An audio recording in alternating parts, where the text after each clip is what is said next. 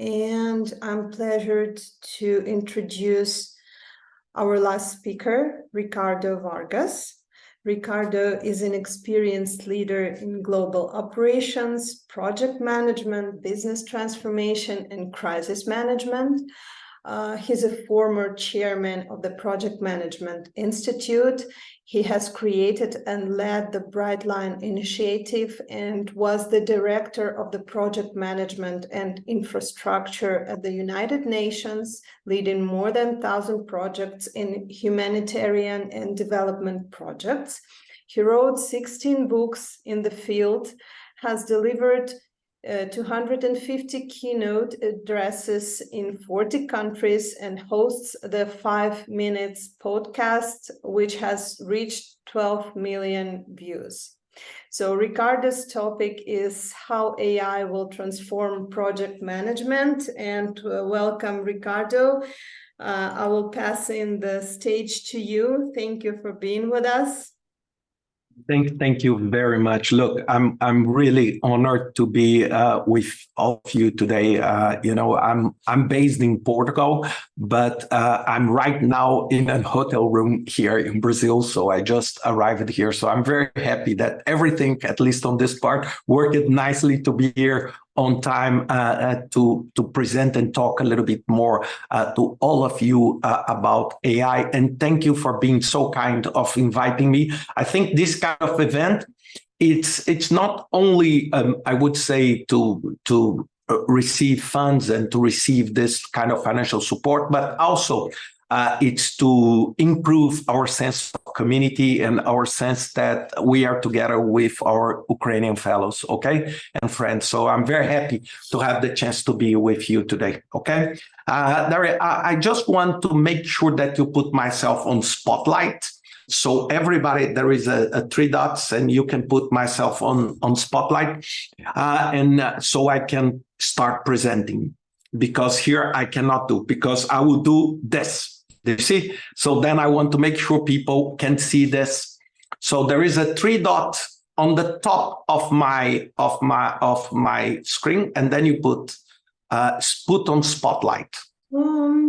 Let me check. Yes, that's it. That's perfect. Okay, thank you. Now it's on me. Okay, so let me start. So how AI will transform project management? What I think, we are in such a revolution now that, AI is, every time I talk and I deliver this presentation, something amazing and incredible happens, and it's happened on a daily basis. So let me just show you the things. Take a look on these 2 images, and this is just to give you an example. So this image A and here image B, okay?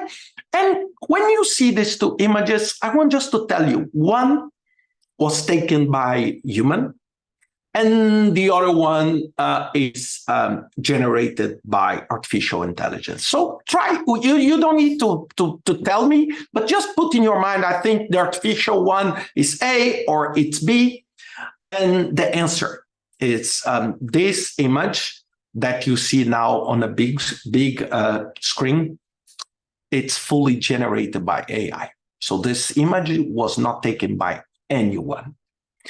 This one, yes, this is a real image, and it's available on Get Images. And just to give you a little bit of food for thought, see these 3 photos. 3 amazing, incredible photos. Look, the lighting, the image, it's incredibly well done, and it's portraying 3 people that do not exist at all. All these images were created. And what is important, we are not talking here. We are not talking here about Photoshop. Photoshop is one thing. Photoshop is when, okay, let me,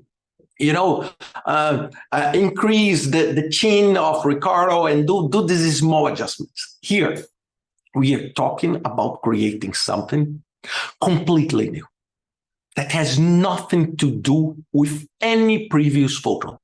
It's generative AI. And just to give you one final example, look this. Yeah, it looks fun, but imagine how serious we are talking here. It's for the vast majority of people. Of course, if it was not so funny, people would think that this is President Obama and Angela Merkel taking an ice cream on a beach, but this is also generated by Midjourney. And this makes me share with you two quotes that are for me very key on what we are talking now. First one, it's in my lifetime, I have seen two demonstrations of technology that struck me as revolutionary. First time was in the 80s when computers created the graphical user interface. And the second one was last year. And who said that? I wasn't the one that said that. But who said that? This was said by Bill Gates March this year. The second quote is this one. I have said it before. AI is one of the most profound things we are working on as humanity. It's more profound than fire or electricity or any other thing we have worked on. And this was said by the CEO of Google. And why I'm saying this? Why I'm saying this? Because these are very relevant people in this marketplace. And one of the things that I struggle is when people start thinking, and I'm happy that this is not happening very often, when people start thinking, oh no, this is just a boom. And in a week from now, people will not talk about it. It's not. We are talking here about something that is very different. And it's very different from virtual reality. It's very different. I would say it's integrated than cryptocurrency.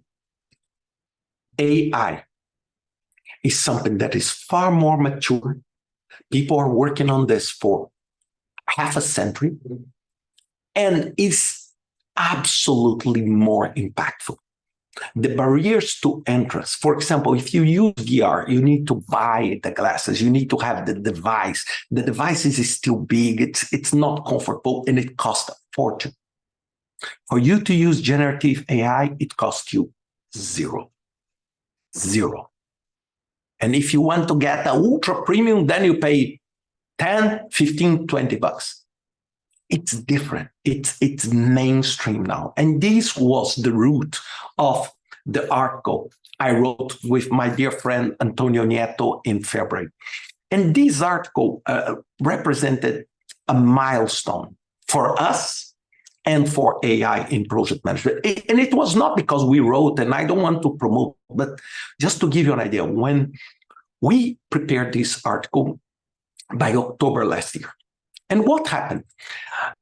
In October, we were ready to release and send to HBR. But then I was discussing with Antonio and I said, Antonio, maybe it's not nice to release now because if we deliver to them by October, probably this article will become public in December. And in December, people are concerned about other things and not about, I would say, an article or a paper. So people were preparing about holidays and this. And I said, why not delay a little bit? And then we move our paper to the beginning of 2023. And then in the first week of December, I was going to Malaysia and I was in the flight and I'm an advisory board of one AI company in Estonia. And the CEO reached out to me and said, Ricardo, have you heard about ChatGPT? I was in Dubai at the connection. On that flight, everything changed, including this article. And we published it in the beginning of February. It became public. And it was for 9 weeks on the top 10 most read articles. And it's project management. I would say, in terms of management, project management, I would say is almost a niche for a magazine like HBR. And this was, I would say, the seed for us to generate this movement and this awareness that we are working so hard to promote, because we really want that you to know that things that are coming are here to stay and to disrupt completely. And when I say disrupted, let's just be mindful. I'm not saying disrupted on a bad sense. I'm saying just a very relevant and impactful change. And what we want is that we all take advantage of that and transform this change into a positive outcome for us. So let me move here and show you some additional information. Stanford, this was 2019. I would say this is old now, right? If we think. And at that time, Gartner said that 80% project management tasks will be eliminated. The current project management tasks will be eliminated by 2030. And I have even a question. Is it 2030 or it's 2025? This is something for us to think. Another, take a look at this Goldman Sachs. This was developed by Goldman Sachs in March this year, okay? And what is the most, I would say, incredible thing about this article from Goldman Sachs is that generative AI could substitute 1/4 of the current workforce. We are talking about 300 million people. And this brings us to think about, okay, so what aspects do we need to be mindful to understand that we truly believe will be disrupted by AI? What kind of things that we truly believe will change and will shape, I would say, the new profession or the new work of a project manager? So the first one is better selection and prioritization. So in our article, we talk a lot about that. It's to help you to make sure that you know what you should be doing, that you know how to prioritize and you know how to decide based on the way you are prioritizing things. And this is critical. And just to give you a simple example, and this is for me a very nice example, but also at the same time a little bit scary. And this is a company called HireVue, and you can access here hirevue.com. It's HireVue, and they have a platform. They are a hiring platform. And what do they do basically? What do? They screen candidates, and this is normal. We saw that. But in general, if we think about our own companies, what do? We screen the CVs, then we do a long list, a short list, then we interview the final candidates, then maybe we do a second interview until we decide the candidate. We don't interview, I would say, that 1,000 candidates that submit the CV, right? Because we don't have time. But HireVue does that. And it does that with AI. So instead of you being interviewed by a human on the other side trying to get some information, it's an avatar. It's a machine. This allowed them to interview all candidates because, it's an avatar. It can interview 20 people at the same time. It's available 24 hours per day. Did you see how you can prioritize better? And imagine when you did an interview. What did you do? You basically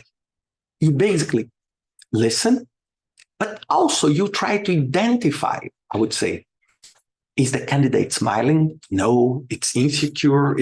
What is the body language, right? When you are, for example, when you were listening to me, you are not only listening to the words. You are seeing my hands. You are seeing how do I speak? How do I move my head, right? And based on that, you can become more confident, less confident. You can agree more, agree less. And we, as humans, we are able to evaluate 7 to 10 different aspects of a candidate when we are doing this kind of interview. HireVue analyze, let me repeat, 95,000 different aspects of non-verbal communication. 95,000. I don't even know what kind, if it's the hair, if it's the way you comb your hair, if the way you move your head, I don't know. I know that it's just mind-blowing big. And what is happening? It's improving and speeding up dramatically the recruitment process. And on the top of that, they are making more effective hiring, faster hiring, and much cheaper hiring. Of course, I know what probably most of you are thinking. It's, Ricardo, and bias. Yes.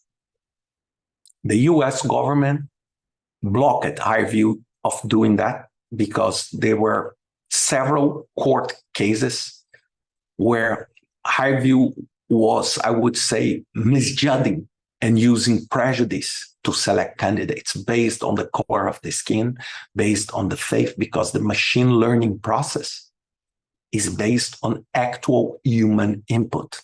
The seed of everything is human input. And if human input is full of bias, as it is always, the machine has no bias. The machine just replicates in an exponential way what happens every single day in reality.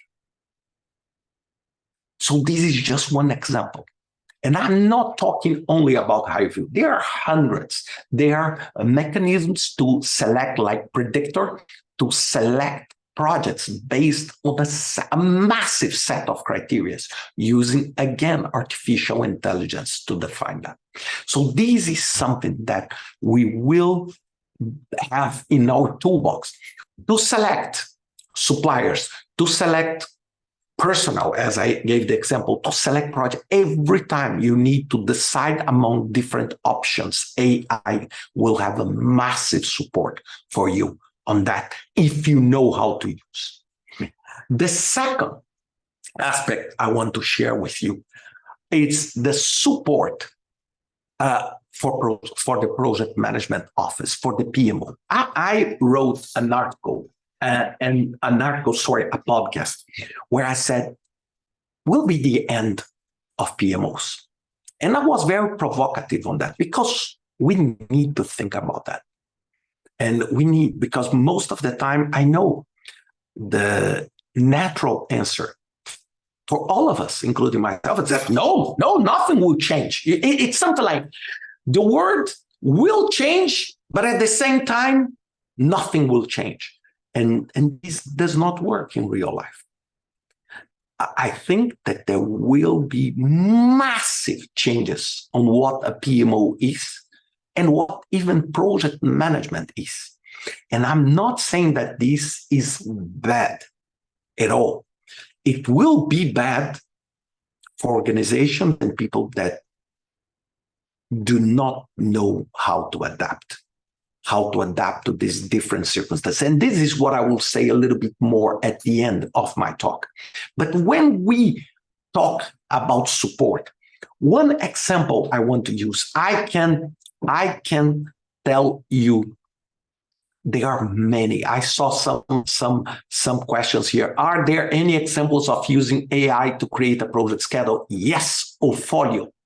OFFOLIO. It creates a project out of scratch. Another one is Goblin Tools Magic To Do. It creates project scope in a fraction, not schedule, but scope, WBS charts, in a matter of milliseconds, if you need. So this is, I'm saying this, of course, they are improving dramatically. But let me show you one that I'm pretty much sure you already know it, but I want just to show you this short video, and it's a tool that I use called Umata. And what I did, this is an actual video, okay, that I will show you.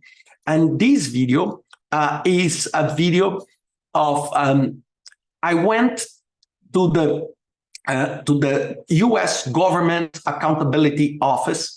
I downloaded the report of the James Webb Space Telescope, and I wrote, I have a meeting. I need to know which are the main risks of this project. And let's take a look on how this happened. Take a look here.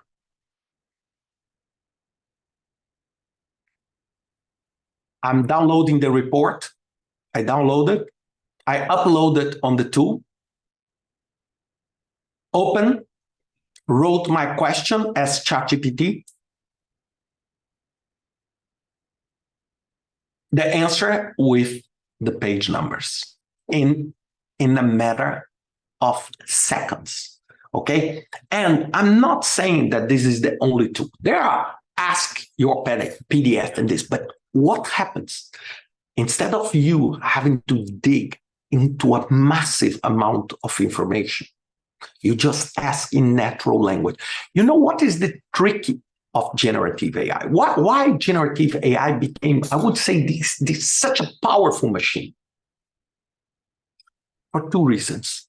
The ability to generate new content instead of just discriminating. And second, natural language. Natural language means you write the way you are talking to someone. You just ask a question. For example, I'm saying and I'm telling people on the PMOs that status report will not exist anymore.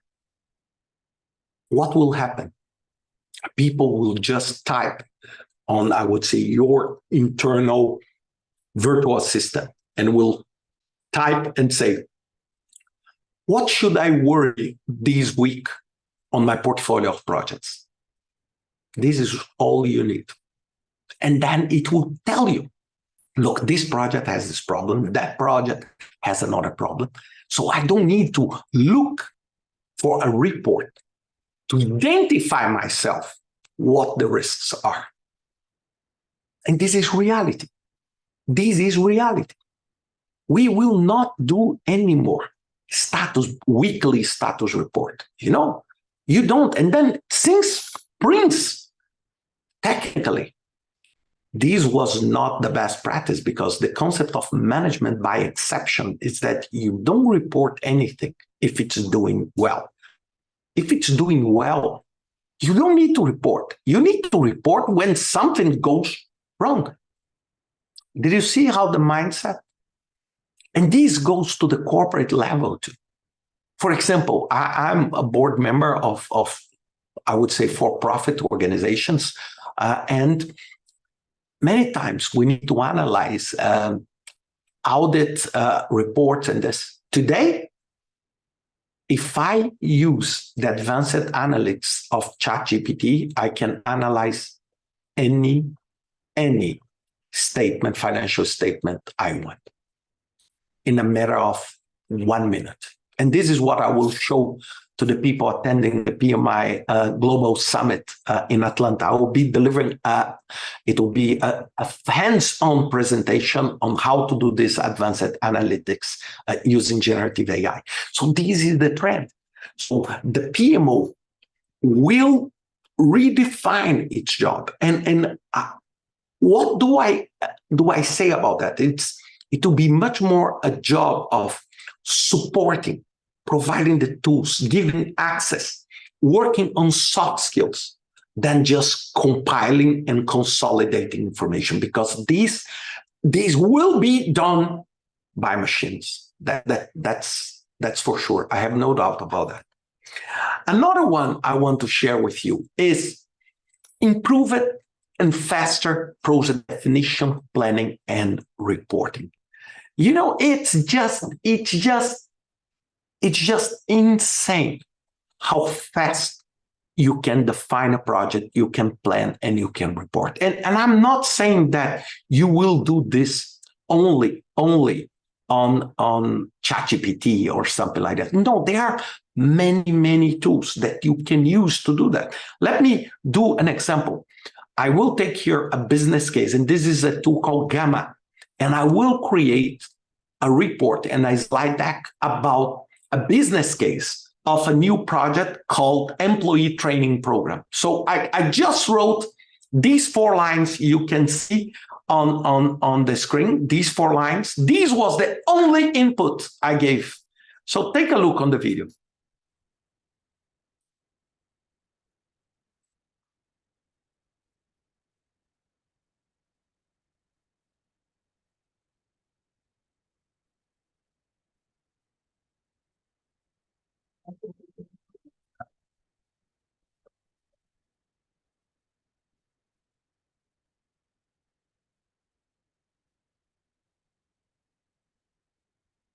It's done.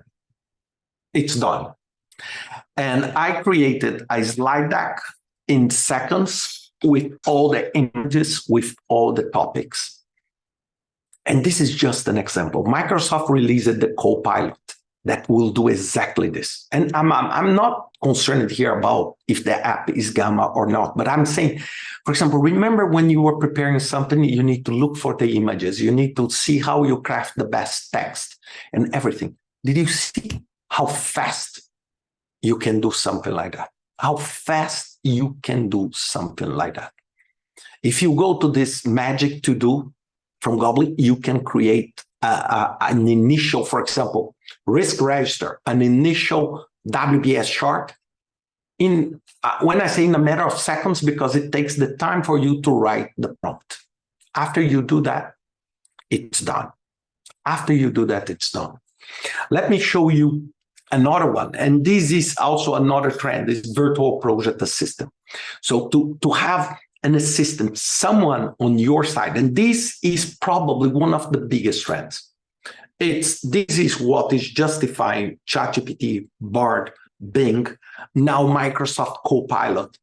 Bloomberg is developing one of these for finance. And I am working very hard to develop one, and this is the root of what is called the PMI, the applications we develop on that. And the idea here is to have all the knowledge on project management, plus all the knowledge on your corporate projects, all lessons learned, all retrospectives, all projects, everything, and create a chatbot where you can talk to someone that knows everything about every single project you have done in your private environment, and also everything you may ask in project management. So this is the idea. And this is just a screen. The current screen is different. Let me show you. The current screen is different, but this is, of course, the very initial beta.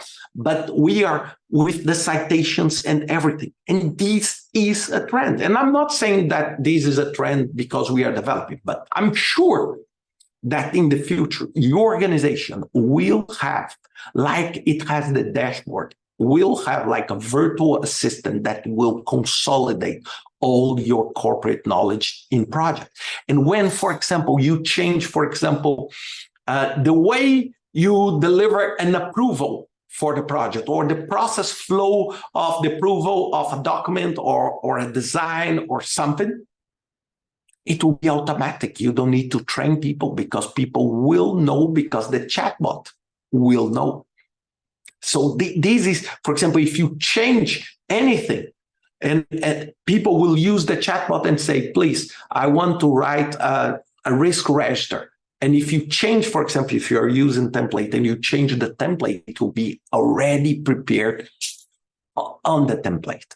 Just to give you a highlight, another example of this kind of virtual assistant. For example, there is a big trend that we will not have to memorize any Excel formula. Do you remember A1, semicolon, and A10, and then you put a formula? No, you just write. Add all these column and divided by the total of that column, you write. And Copilot will translate. And this is the kind of assistant we are talking that will, together with the previous one and the PMO, the speed and the PMO will just make your life, I would say, much, much easier to spend more time doing other things. And this is exactly the idea we are talking here. And also on software, and I know that in Ukraine, it's very important, the software industry. In the past, we used to test software by putting people to do tests, putting people to, I would say, stress the system, or, for example, release to a city or release to a part of the user group. Today, there are tools like this Tricent testing that does everything using AI. And you define the amount of users you want to test, how do you want to test, which kind of test do you want to do, and it does automatically, and it does in a matter of seconds if you want, for example, to do this test. And this is the use of AI in very applicable ways. So it's changing completely the landscape on how you develop projects, on how you test your project, how you go to market with your project. And last but definitely not least, and this is, I would say, the center of my talk. It's okay. And after talking all of this, you may think, Ricardo, how will be our future, right? Because every time I said up to now, it brings to us a fascination, because honestly, it's something that I never thought we would be able to do, and never. When I saw ChatGPT for the first time, I said, what is that? And when I see today, last week, when they started connecting to the internet, I say, oh, now it's a whole new game. Hallucinations are coming to an end. The concept of privacy, enterprise licensing, it's taking care of that. So most of the roadblocks for, I would say, an even bigger usage base is now becoming available. And then we ask, what will happen with us? And this is why, for example, every time I talk to Pierre Leman from PMI, every time Antonio and I are presenting, we talk about that. We need to understand how this will impact our lives and our jobs. Because if your job is, I would say, to create a project schedule, if your project is to create a risk register, if your project is consolidate information and analyze information, there is a big risk that you will be impacted. And this is not only on project management. So what kind of role should we invest? So, for example, us here, what should we invest in if you have time? What I am investing in, okay, to get more aware. And I'm being a big advocate of that. So the first one is a role underlined by volatility. So if you want to succeed in this new area, you need just to understand that volatility is part of the game. If you do not want, I would say, an unstable environment, then it's not project management you should work on. Why I'm saying this? Because the volatility we used to experience, let me just put here, the volatility we used to experience was this. And look now is this, now is this, now is this. Things are changing on a weekly basis. Now ChatGPT, I'm just using ChatGPT because it's the most popular. Talk to you, give answers to you orally, I would say in a recorded, translates everything to you, analyze everything with the analytics. Now it's combined with Dolly Tree, and it creates images, so you can create a LinkedIn post, including the image, and everything, just writing the prompt. So it's a role with much more volatility because we don't know what will happen. So every time I say things will change in 6 months, they change in 1. And remember, everything we are talking, nobody have I would say nobody, but I would say that the vast majority of people have never thought about what open AI was until this year. I would say, of course, if you work in AI, then you would have known them. But I would say the masses. And now everybody knows it. Now the OpenAI is worth more than very, very large companies. So this is the trend we are facing now. And then you will ask me, Ricardo, what does this mean in practical terms? Yes, let me try to help us to navigate this. So the first thing I would suggest you to do, as soon as we finish, you need to be deeply honest with you and answer this question. Okay, how likely my job, my current job, will be affected by this new technology? And what are the consequences? In the job you are doing today and that you will go Monday to your work. And then you said your job, but then your business down here, you need to ask the same, because sometimes your job will not be dramatically affected, but your business will. And if you have a situation like this one, it means you are in a good shape, but you are inside a ship that is not in a good shape. Maybe it's the opposite. Maybe your ship is very good, but the work you are doing will become irrelevant, because you need to anticipate. And also one thing, you need the best way, I would say, to fight a little bit our fear is to get to know things. It's to get to know, it's to practice. And honestly, I love AI. I wrote my first article on AI that was published. This was 8 years ago. And I used to do prioritization in projects. And this was published by PMI in 2015. But what is the challenge now is that we need to start incorporating these tools in our daily life. Why?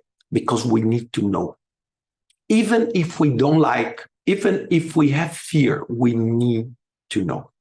There are tools like Killbot to help you to write and change the context of your writing. You have Beethoven, and you can use, I'm not saying for you to use in the corporate level. I'm not saying this. I'm saying you like music, so go to this Beethoven and try to create music using AI. If you want, use this tool here, Chat GPT. It's a cooking app. It's a cooking app. You take everything you have in your pantry and you say, look, in my pantry, I have pasta, I have oil, I have some nuts, and I have, for example, this cheese. What do I do? And ChatGPT will create for you a recipe. And you can instruct ChatGPT on how to do, for example, if you want a vegan, a vegetarian, And why I'm saying this? Because no matter what is your interest, I'm sure there is an AI tool to help you to do that. And by doing this, you become, I would say, more comfortable, because at the beginning, when I started using this kind of tool, it's scary, because at some point it becomes so good that you start thinking, I don't need to write anymore because ChatGPT can write. I don't need to draw because then I can use Midjourney, and I don't need even to take photos. And I don't know what is reality anymore, because as we saw at the beginning, I can show you a photo here and it will be very hard for you as a normal person to see, oh, this is artificial intelligence or not. So this is why it's so important. This is why I'm saying every single day to everyone. This week, I published a podcast talking about the course I released on LinkedIn, and also the course of PMI and the course of Google and the course of Microsoft, all of them for free. And I said, you need to do all of them because it takes you 8 hours, but it at least gives you more comfort, because when we do not know something, it's very hard for us to understand its impact in our life. And you know, we don't want, I would say, to transform this into a tsunami in our life, because before the tsunami comes, it shows a lot of the beautiful ocean, right?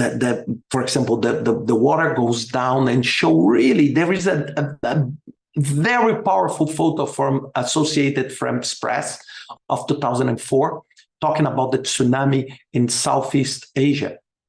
And it's beautiful. But then when you look down, you see the waves of the tsunami. And what we need is, are we facing a tsunami or not? And this is something, you know, that I don't know exactly what to say to all of you, because we need really to understand, because sometimes I get very excited. Sometimes I get scared, as any of us. So we need just to understand this concept of volatility. And this is why, for example, I was watching the end of Professor Kessner's presentation. He was talking about the principles of PMI. This is why, for me, if everybody talks to me about the 12 principles, I always say, if you need to have one in your mind, is adaptability.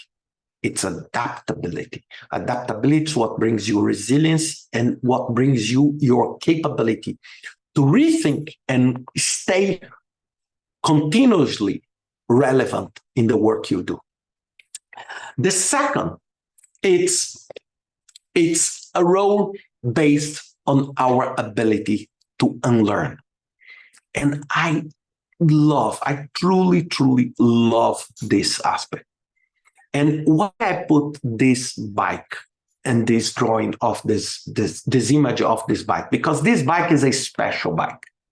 It has a different gear, and the bike does exactly the opposite of what a bike does.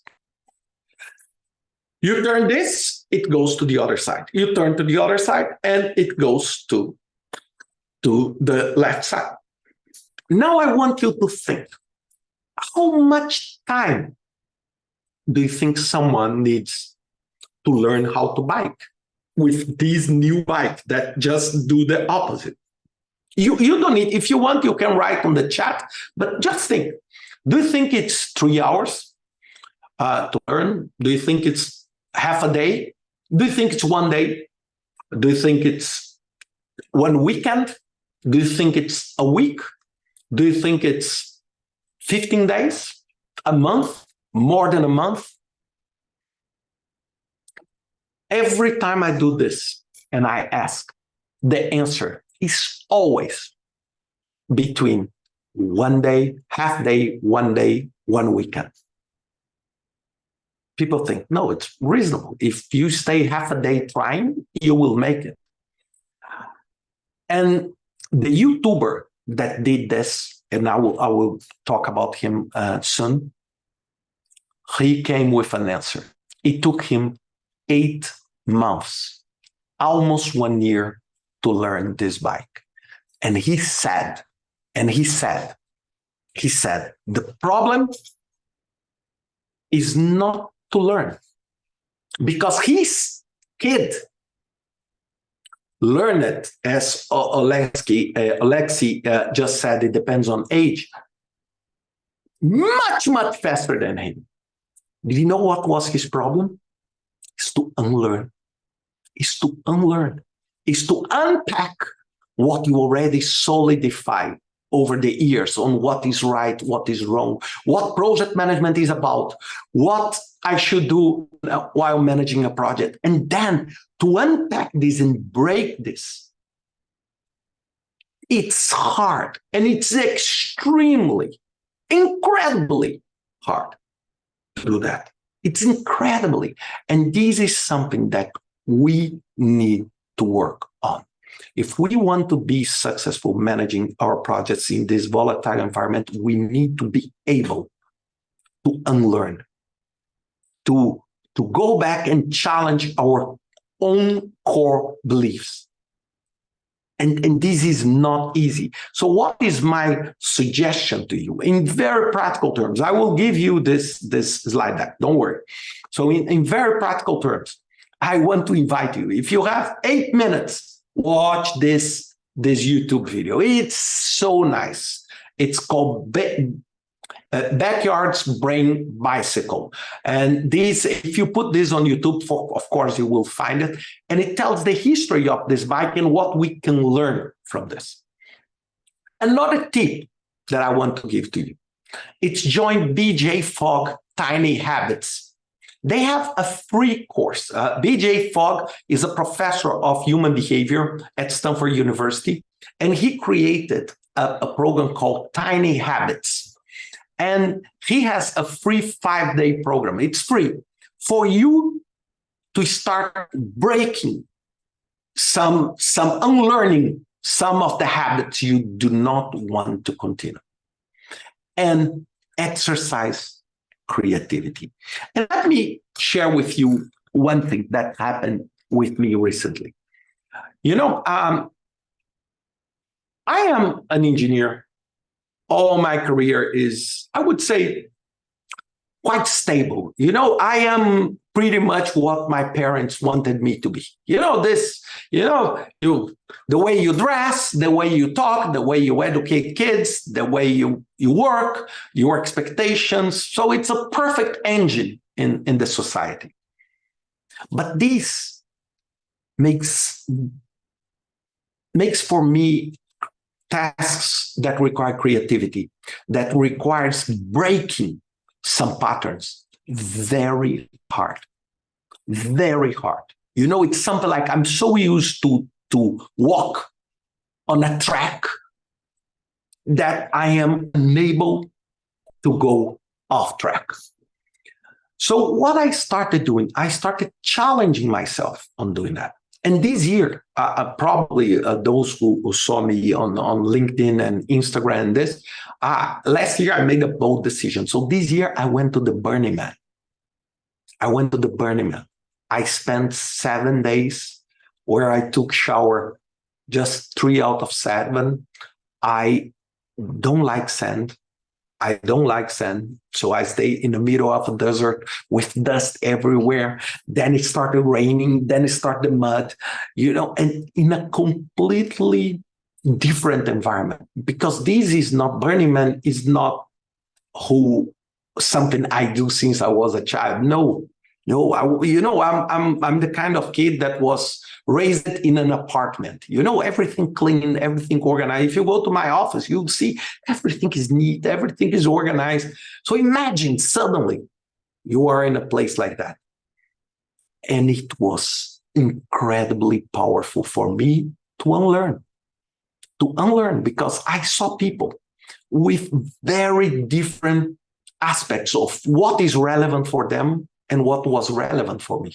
When the rain started, I was paranoid, saying, look, we are trapped here. We need to leave. We need to find a place. When I start seeing my colleagues in the camp, I was the only one caring about that. Everybody was just enjoying. And the rain is part of the life. One day the rain will stop and then we'll leave. And I said, how people can think like that? And this is exactly what we need to look for. And unfortunately, the society today, and even the project management society, we are so boxed into some concepts. For example, just to use an example, agile and waterfall. There are people that are so close with agile that they are not open to understand that there is a different method. Those on waterfall, the same. Reality is far more complex, and we need. So every time you think about what you should do now, it's not to go to Burning Man, but what you need to find your Burning Man. You need to talk to people that are different from you, that believe in different things, because this will help you to see the world with a different lens. I'm not saying that you will change, but at least you will open your mind. I have been to 84 countries. 84 countries, and it's just fascinating. When I was at the UN, it was a wonderful opportunity for me to see different aspects of reality. It helped me a lot. It helped me a lot. And unfortunately, I was unable yet to go to Ukraine, but I will go. That's for sure. Because I want to understand more. I want to understand. I know many Ukrainian people that are living now in Portugal, and they are just amazing people. But I have no contact. I want to have more. Why? Because I want to understand. And this will make myself more able to understand what is in the mind of Ukraine, what Ukraine is thinking about life, the war, everything, because these people that are stuck in their boxes, they only see that through news or through the channels they want to be. And these channels may not represent what is the real feeling of the people. So you need to break that rules and go there. And this is exactly one of the key aspects that for example, I have 2 daughters. I spend most of the time telling them to do that. Say, look, you need to look out of the box, because in the box, you know everything that is there. If you start talking only with people you know, how on earth you will expect a breakthrough or a disruptive idea that will change the path of your project? If you only talk to the same, if you only walk on the same road. And this is exactly what is a key competence today. Every time I'm challenging myself to do that. The third one is a role that is able to manage fear. And why I'm saying this? Because honestly, I'm afraid pretty much as any of you. I'm afraid about everything. I'm afraid about the technology. I'm afraid on how technology will take place. I'm afraid about, will I have a job? Or maybe the next conference of Ukraine will be an avatar of someone that is artificially created and deliver an artificial content. I don't know. But what is important? It's important that fear is a survival instinct. So we should not fight fear.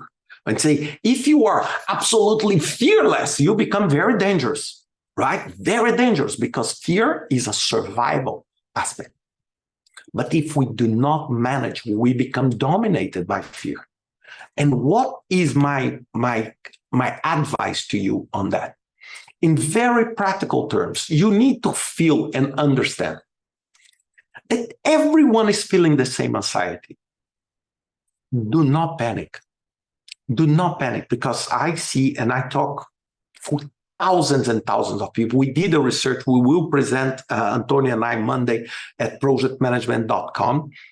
And people are anxious and people feel panic. I will lose my job. I will become irrelevant. Remember, everyone pretty much is in the same boat. Everyone. So panic will not increase your chances to have a better feeling of that. The second thing is very personal. It's reduce your usage of social media by 50%. And look, I know you will say, but Ricardo, you are so present. You are so present on social media. Yes, but I used to be much more. And I'm reducing gradually. I'm stopping using Twitter. I'm reducing. Why? Because most of the time, the benefits of being ultra connected, they are nothing if you compare with the damage it creates on keeping you in your box. Because what happens? Did you see when you go on Instagram and you take this beautiful, dog or a cat, and you start saying like, what happens next day? You only receive cats. Your full feed is full of cats. If you start looking and liking a hate speech of anything, what will happen? Your feed will be only that. It's just reinforced, because the game of social media is to hook you up. is to attach you to the social media. So I don't care if it's making good or bad for you. I just want you to stop everything, to get with your phone in your hands here and checking everything. We saw this damage on young females with Instagram, where everyone is, it's just increasing this paranoia about beauty and this. And for us, it's the same. So you need just to understand, because when you are with fear and you start searching for fear in social media, it will increase and you will send more and more and more. And then it's very easy that this becomes a very bad behavior and it will act in a very destructive way for you.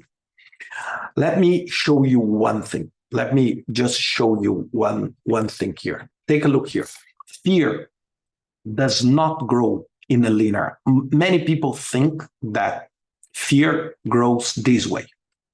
Fear and then events. The event increases, then your fear increases. No, it's not. It's not this way. Do you know what happens in reality? What happens in reality is very, very different. What happens is something like this. Then it blows. This is where the panic comes. This is where the panic comes. And why it's so important to perceive this, because you need to have control of that. This is why I say you need to practice mindfulness. I practice, and there's nothing to do with religion. It's just to be in the present. For example, right now, I'm delivering this talk. I don't care about anything else. I don't care that I have another meeting, that I need to go to the conference now. I care about this. It's to be present at that time and develop early warnings. And this is what I do all the time. Do you know, I subscribe more than 10 newsletters on AI, and I skimmed through them every single day. And what I am looking for, early warnings. For example, I have things that I'm controlling now. For example, trends in projects, reduction of hallucinations, integration of image, audio, video, and for example, meeting notes, everything. And I want to know, for example, I used to use Otter. Now I'm using Zoom, because now Zoom has AI, has the AI companion, where I can send AI companion to attend the meeting for me, and it will summarize. And this tool is free. So this was a breakthrough. So it means nobody will do meetings anymore. So this is just an example for you on that. So you need to develop these early warnings. And of course, I cannot finish this. I have 2 minutes, so I cannot finish this without a final note. And then this is very personal. This is from a writer in Brazil, and this was very profound for me when I saw for the first time. It's one thing that I want you to keep is that when we think we have the answers on what AI is coming and this, life comes and changes all the questions. What we are living today is this permanent state of change. If we are not ready to understand this, it will be very hard. We'll be dramatically impacted when things change and we are not able to cope. So with that, thank you very, very much. I know I'm running pretty much out of time here. If you want to download the slide deck, you just need to point to this QR code, okay? To this QR code. These are my social media channels. So I don't know if I will have time to answer this, but I can, but I don't know, probably there's another speaker or the event is coming to an end now. So thank you, Stefania. Thank you, Anastasia. Thank you, Daria. So now back to you. If you want me to answer, I still have some minutes, but I'm here for you. Thank you very much. Thank you so much. That was brilliant. One question we have, and somebody voted, so we have mostly voted question here. So if you have used or are using artificial intelligence in your humanitarian work, please share the most effective tools. What tasks do these tools help solve? Okay. First, I'm not with the UN anymore. So I was leading the project management group and infrastructure for 5 years, but I don't do. Of course, I have a very strong connections and I do a lot of volunteer work. But remember, managing humanitarian projects is like managing any project. The only difference is on the benefit side, because, for example, when you are in a for-profit environment, the component of profit, profitability and result, shareholder value is the key. But when you are on the humanitarian, these benefits are people's lives, quality of life, and this. But the way we manage is very similar. So what we can do, we can use all these tools to analyze options, to define on what is the best, I would say, the best option, the best trend. So you can use, and which tools I'm using all the time. So I said Gamma, I said Umata, I said Magic Tools. I have a podcast just about that, Magic Tools from Goblin, and it's a free tool on WBS. I love it. I use ChatGPT, and I use ChatGPT plugins like Wolfram, Perfect Prompt. So I use several plugins to help me to do better analytics. I have a ChatGPT account that is, it's on that. So this is something that I'm using right now. On privacy, it's very important. Every time you are using something for free, please remember, when you don't pay for the product, you are the product. So be mindful of not, I would say, putting confidential information in this kind of platform until you are aware of the risks. ChatGPT now has enterprise solutions. Microsoft Azure has enterprise solutions that will protect the data as it is protected in a Gmail account, for example. Okay, I'm not saying it's the best, but it's the best, I would say, organizations can have. Great. Thank you so much for the answers and for your brilliant speech. So I think we're good to go. Thanks so much. Thank you all. Okay, I would love to be with you, okay, next time. So I wish you all the best. I wish for all of you peace and love, okay, and count on me on whatever you may need, okay? Thank you very much, and thank you for having me.